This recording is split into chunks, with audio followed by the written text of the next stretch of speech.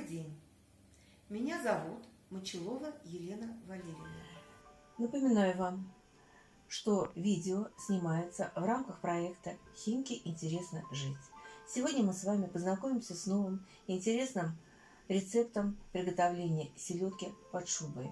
Особенность этого рецепта будет заключаться в том, что селедка будет подаваться не в общем блюде, а порционно и оригинально оформлена.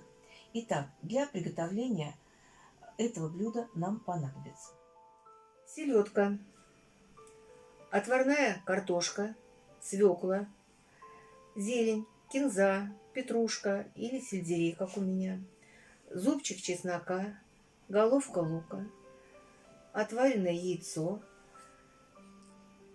1-2 ложки оливкового масла, сок лимона и майонез. Картошку почистили, натерли на мелкой терке. На мелкой же терке натерли чеснок и свеклу. Чуть-чуть посолили по вкусу, перемешали, получили вот такое тесто. Селедку мелко порубили, добавили резаное яйцо и нарезали туда, мелко покрошили лук.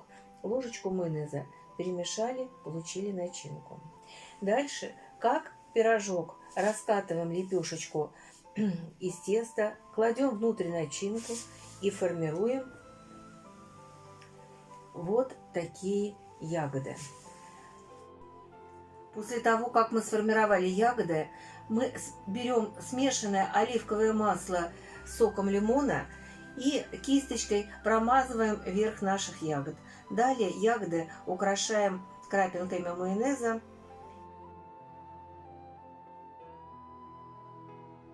Итак, мы сегодня познакомились с приготовлением нового оригинального блюда селедки под шубой в порционной в виде клубнички.